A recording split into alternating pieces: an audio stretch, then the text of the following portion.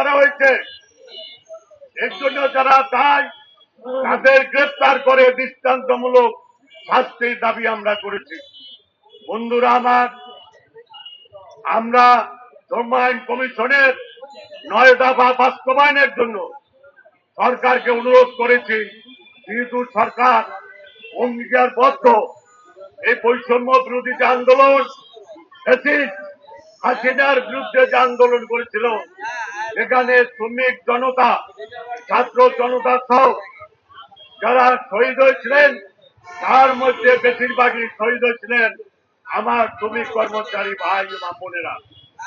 তাই আজকে আমরা এখানে সংযুক্ত সমাবেশ শেষ করে আমরা সরকারের কাছে একটি স্মারকলিপি দেব। আমাদের কিছু কিছু মিছিল এখন আসবে। আরেকটি দাবি আমাদের আছে, সেটা হলো আউটসোর্সিং নামে যে দাস প্রথা, সেই দাস প্রথা বাতিল করে স্থায়ী পদে, শূন্য পদে ওই আউটসোর্সিং থেকে নিয়োগ দিতে হবে। কন্ট্রাক্টরি প্রথা বাতিল করতে হবে।